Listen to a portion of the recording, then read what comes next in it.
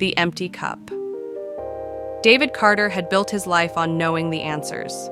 As the CEO of a fast-growing tech company, he prided himself on his intelligence, experience, and ability to predict outcomes.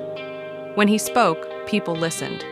But lately, despite his success, something felt off. His employees seemed hesitant around him. His company's innovation had plateaued. Even at home, his teenage daughter accused him of never listening. One weekend, desperate for a change of pace, David drove to a secluded Zen retreat in the mountains. The quiet surroundings unnerved him. No buzzing notifications, no urgent meetings, just the sound of the wind through pine trees and the occasional murmur of monks tending the grounds.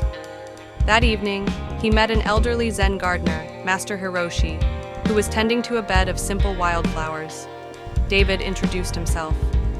"I don't mean to be rude," he said, "but I came here for wisdom, not gardening." Master Hiroshi only smiled.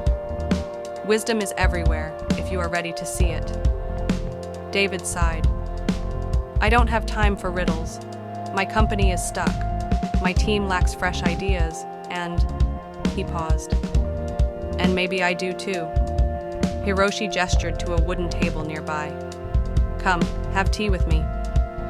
David sat, watching as the old man gracefully poured steaming tea into a delicate ceramic cup. The liquid rose to the brim, but Hiroshi didn't stop. He kept pouring, and soon the tea overflowed, spilling onto the table. "Wait! Stop!" David exclaimed. "It's full! It can't hold anymore." Hiroshi looked up and smiled. "Yes, like this cup, you are full of what you already know. How can you learn anything new if you do not first empty your cup?" David sat in stunned silence. That night he lay awake, replaying the moment over and over. Was he so full of his own knowledge that he had stopped listening? Had he been shutting out new ideas without realizing it? When he returned to work, David made a conscious effort to empty his cup. In meetings, he asked more questions and spoke less.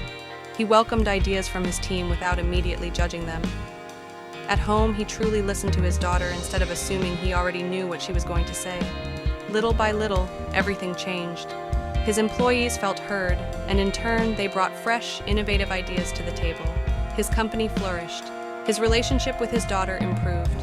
And for the first time in years, David felt a sense of peace. Not because he had all the answers, but because he had learned to make space for them.